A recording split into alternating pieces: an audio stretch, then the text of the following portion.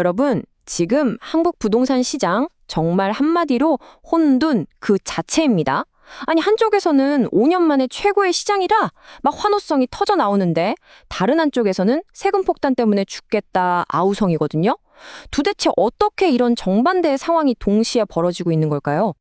자, 일단 좋은 소식부터 한번 볼까요? 지금 언론 헤드라인을 막 장식하고 있는 뉴스예요. 주택시장 전망이 글쎄 5년 만에 최고치를 찍었다는 아주 낙관적인 소식입니다. 이 복잡한 상황을 우리가 제대로 한번 파헤쳐 보기 위해서 오늘 몇 가지 핵심적인 질문들을 따라가 볼 겁니다. 첫째, 시장은 정말 상승세가 맞을까? 둘째, 그 뒤에 숨겨진 세금 쇼크의 정체는 뭘까? 그리고 또 가격이랑 세금은 대체 무슨 관계길래 이런 일이 벌어지는지, 점점 심해지는 양극화 현상, 그리고 사람들의 진짜 속마음은 어떤지, 이걸 다 보고 나서 마지막으로 한국 주택시장이 어디로 갈지 함께 고민해 보겠습니다. 자, 그럼 첫 번째 질문부터 바로 시작해 볼게요. 시장이 상승하고 있다. 이 말이 과연 사실일까요? 일단 큰 그림, 그러니까 헤드라인을 채우고 있는 숫자들부터 한번 확인해 보죠. 네, 2026년 전망을 보니까요. 전문가들 의견이 정말 압도적으로 상승 쪽으로 쏠려 있어요. 이게 무려 5년 만에 가장 낙관적인 전망이라고 합니다. 와, 그러니까 겉으로만 보면 진짜 다 좋아 보이는 거죠.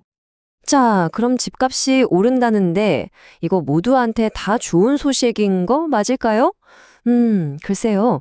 지금부터는 집을 가진 사람들이 마주하고 있는 정말 혹독한 현실을 한번 들여다보겠습니다. 자, 이제 그 화려한 전망이라는 껍질을 한 겹 싹 벗겨내고 서울에 집을 가진 많은 분들이 실제로 어떤 재정적인 현실에 처해 있는지 한번 보겠습니다. 자, 이 숫자 한번 보세요. 1,800만 원. 이게 대체 뭘 의미하는 숫자일까요? 이게 바로 아파트 딱 한 채에 부과될 걸로 예상되는 1년치 세금입니다. 재산세랑 종부세 합쳐서요. 와, 정말 믿기 힘든 액수죠? 여기 좀 더 구체적인 예시를 보시면 아마 충격이 더 크실 거예요. 예를 들어서 서초구에 있는 반포자이 84제곱미터 있잖아요.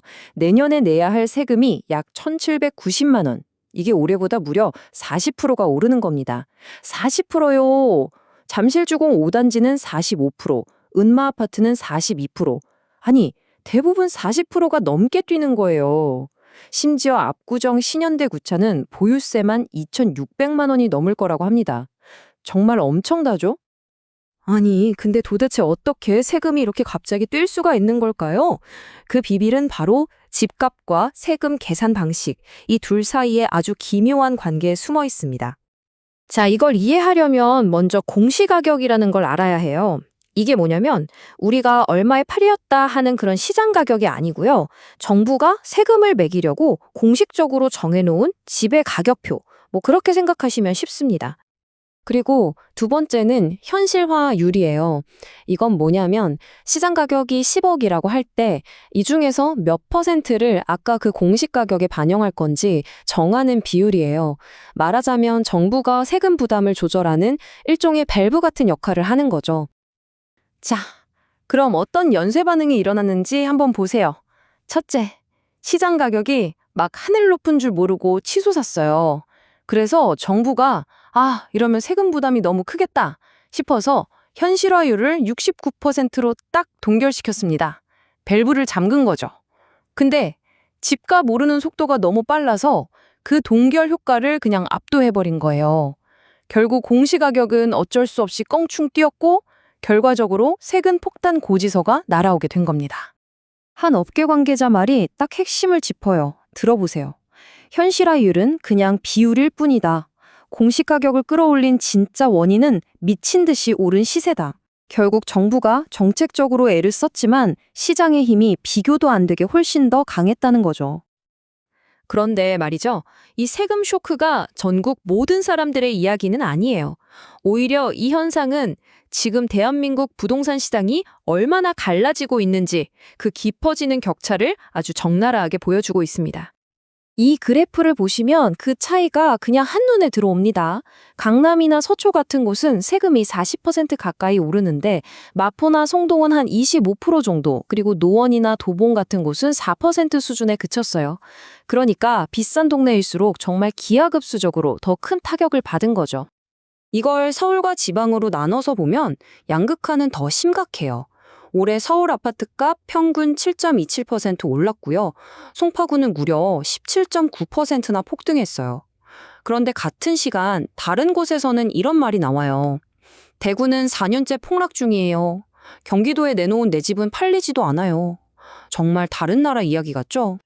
자, 그럼 이런 숫자들 너머에 있는 사람들, 우리 이웃들은 지금 어떤 생각을 하고 있을까요? 온라인에서 가장 많은 공감을 얻었던 목소리들을 한번 직접 들어보시죠. 첫 번째 목소리는 이런 거예요. 시장에서 완전히 소외됐다는 느낌. 솔직히 지금 집 있는 사람 말고 누가 집을 살 수 있어요? 대부분 돈 없는데.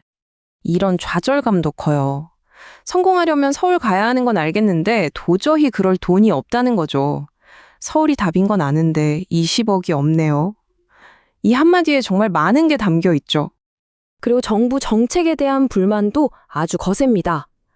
똘똘한 한 채 하라더니 그거 완전 실패한 정책 아니냐. 수도권하고 지방 격차만 더 벌려놨다. 이런 비판의 목소리도 많았어요. 그리고 마지막으로 단순히 집값 문제를 넘어서서 더 근본적인 경제 불안을 이야기하는 분들도 계셨어요. 이건 집값이 오르는 게 아니다. 우리가 가진 돈의 가치가 그냥 휴지 조각처럼 쪼그라들고 있는 거다. 와, 이건 정말 무서운 이야기죠. 자, 그럼 한번 정리를 해볼까요?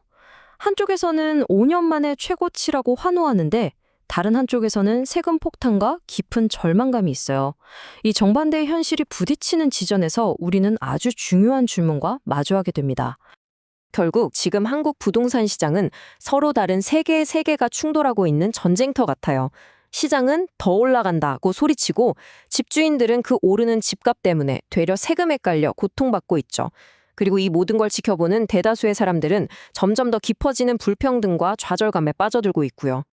시장은 폭주 기관차처럼 달리고 세금 부담은 사람들의 목을 조여오고 있습니다.